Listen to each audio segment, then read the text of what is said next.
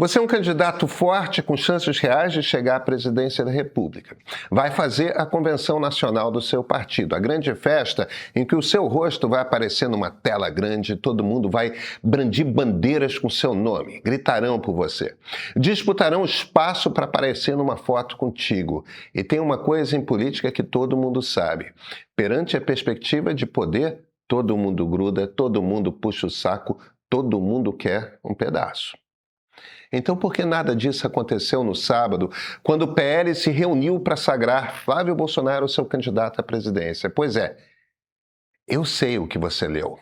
Leu sobre o presidente argentino Javier Milei xingando o presidente Lula e o ministro Alexandre de Moraes durante o evento. Leu que o vídeo feito com inteligência artificial do ex-presidente Jair Bolsonaro pode ou não violar as regras da justiça. Mas nada disso foi o que de mais importante aconteceu na convenção do PL. Um pedaço do público, um pedaço razoável, se levantou e foi embora exatamente no momento em que Flávio começou a discursar. A ex-primeira-dama Michele Bolsonaro não apareceu. O irmão do candidato Carlos Bolsonaro, que deve sair ao Senado por Santa Catarina, né, também não apareceu. A maior estrela do PL nesse momento, que periga ser o deputado mais votado do país pela segunda vez, o maior político das redes sociais brasileiras, Nicolas Ferreira, não apareceu. E olha, até 2 dias atrás não estava certo nem que o governador paulista Tarcísio de Freitas estivesse presente. Tiveram de correr atrás para negociar na última hora. Flávio está sem vice, ninguém quer. O desespero é tão grande que estão pensando no astronauta Marcos Pontes para a posição. Porque, veja, ninguém mais quer. União Brasil e Progressistas, os outros partidos grandes da direita brasileira, pularam fora, não vão apoiá-lo. Agora a turma do PL está na batalha por uma aliança com os republicanos. Talvez saia, mas o mais provável é que não. Convenção de partido é o único momento em que o mundo político vota com o corpo. No sábado, a elite da direita brasileira respondeu e respondeu com os pés. As ausências não são desfeitas, são cálculo, tá? O que Nicolas, Carlos, Michele, União, Progressistas e Republicanos fizeram foi conta. Pura aritmética, olharam as pesquisas, levaram em conta tudo o que saiu na imprensa, juntaram a isso tudo o que sabem, mas nós não sabemos e chegaram todos à mesma conclusão. Melhor não. O risco de aparecer ao lado de Flávio lá em cima do palco é maior do que sumir. Veja, a maledicência que os adversários de Flávio Bolsonaro da direita espalham é a seguinte: aquele pessoal que saiu do Pacaembu enquanto o próprio Flávio estava discursando, bem, era claro que paga, gente que foi contratada para ficar até 1 hora, bateu a hora quando ele estava falando, o azar. Pronto, bastou isso aí, pulou fora. Não importa se é verdade ou não. Sabe por que não importa? Se for verdade, isso quer dizer que Flávio não anima qualquer militância, precisaram pagar. Aquele bolsonarismo de povo enchendo a Avenida Paulista gritando mito, sumiu do mapa, não existe mais. Não estava lá gritando mitinho para o 01. Se foi claro que paga, é porque não motivou qualquer militante. Se eram militantes de verdade, bem, aí quer dizer que foram embora entediados pelo discurso do candidato. Mas então, o que está vendo? As pesquisas, incluindo a nossa aqui, a Meia Ideia, não estão dizendo que Flávio deve disputar o segundo turno com Lula? Então o que acontece? Se você ouve como essa eleição é interpretada no flanco esquerdo da disputa, vai concluir o seguinte: toda a direita é bolsonarista. Só que aí tem de olhar para o mundo como olhar de verdade, né? Para os fatos.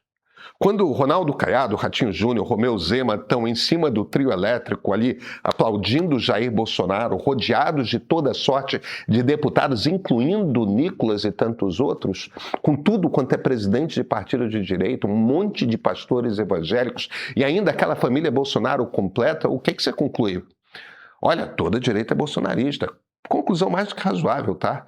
Aí lá assistindo o discurso, uma multidão gritando mito, mito, mito. É a prova social. Gente, político não é um bicho complicado de entender não, tá?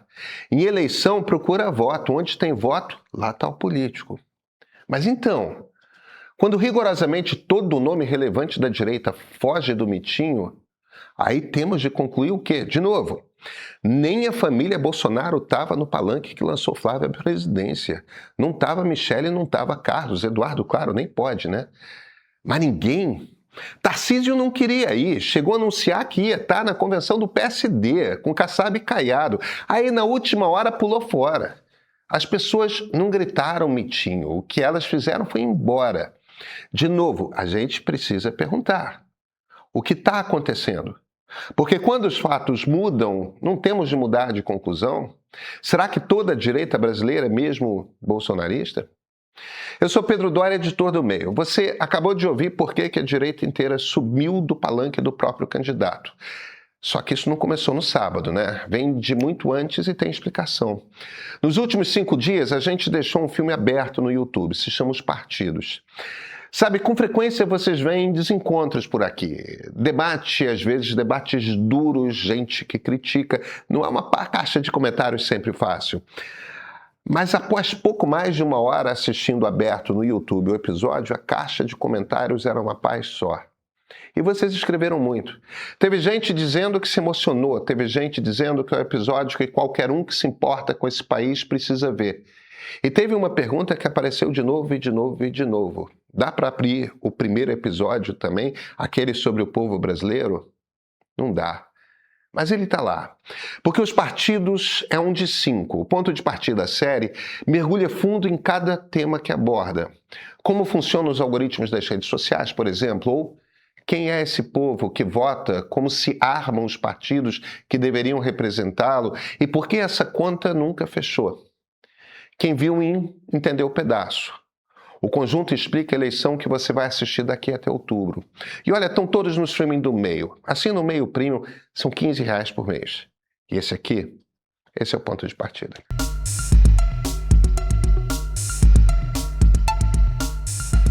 A direita brasileira não é bolsonarista. Ela é antipetista. E essas duas coisas não são a mesma coisa.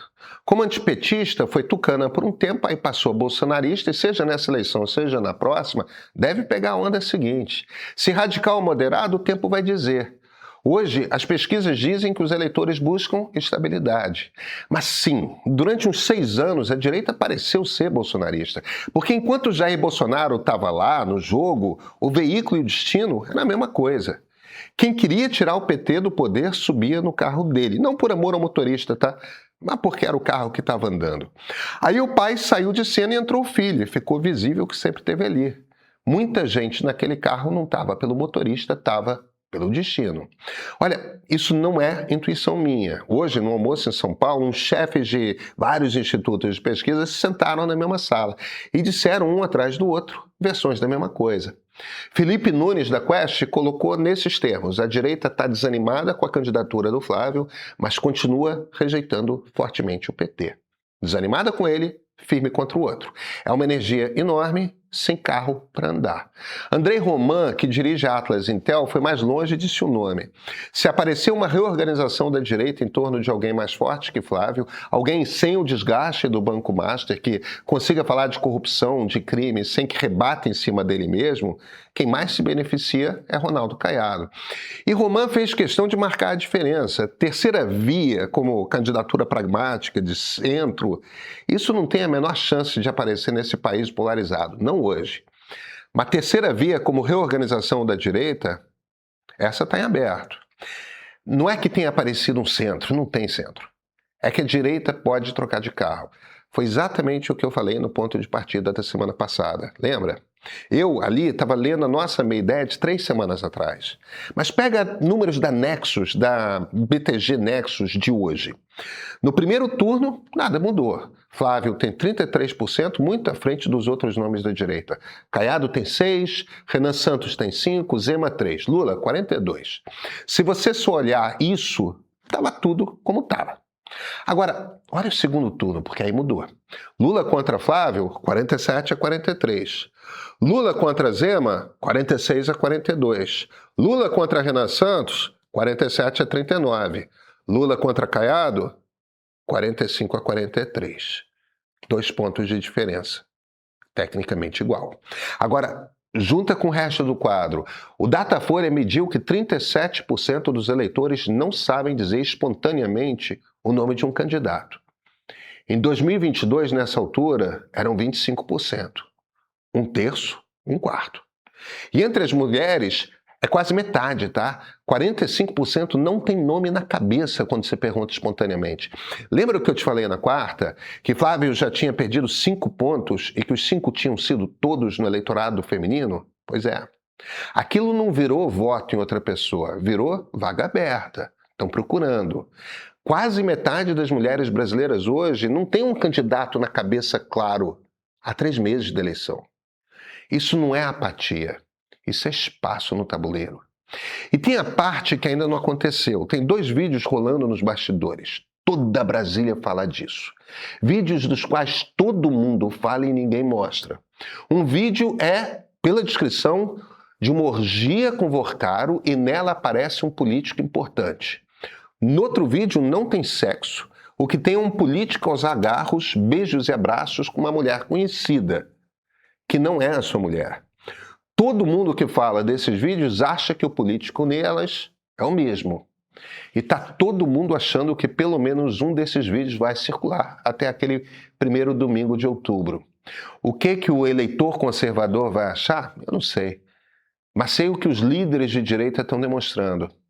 Segundo o Roman, os escândalos que atingem Flávio ainda estão restritos à parcela mais bem informada do eleitorado.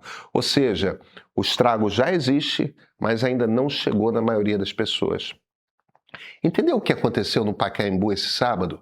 A elite política faz cálculo. Nicolas, Carlos, Michele, os presidentes do União e do Progressistas, todos leram o que ainda não circulou, fizeram a conta do que vem por aí e concluíram que não valia a pena estar naquela foto. A convenção foi um vazamento antecipado. Foi o mundo político mostrando com o corpo o que a pesquisa ainda não mostrou com números. Enquanto isso não se resolve, quem ganha é Lula, tá? O modelo da Quest estimava no começo do ano 38% de probabilidade da reeleição dele. Hoje estima quase 60%. 60%.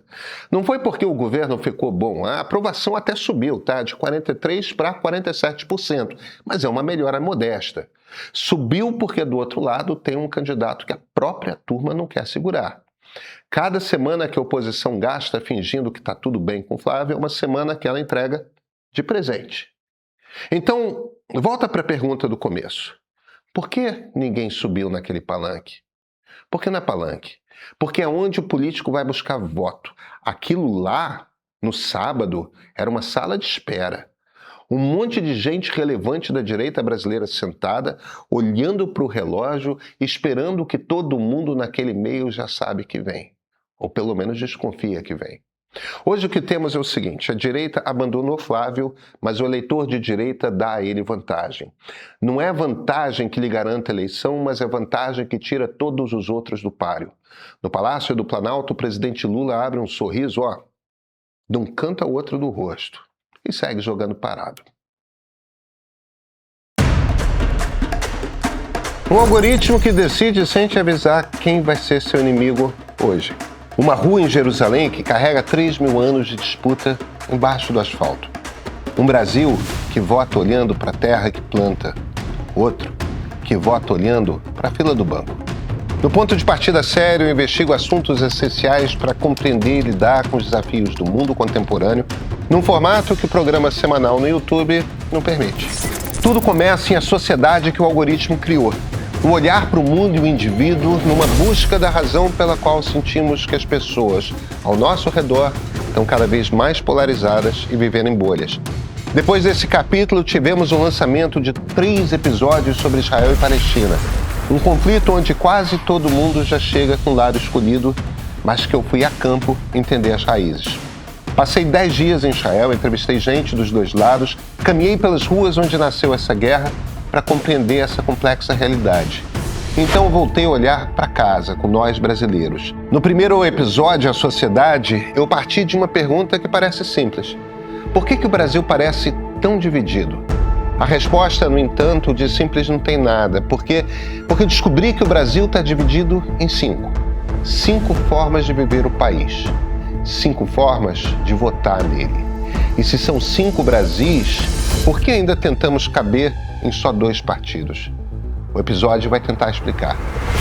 No segundo episódio, os partidos, eu volto à origem do nosso sistema partidário para entender por que ele já não representa o país que existe hoje. e como podemos voltar a conversar sobre política. 3 grandes arcos. E não para por aí, tá? Em breve, novos episódios. Eu sou Pedro Doria, editor do Meio.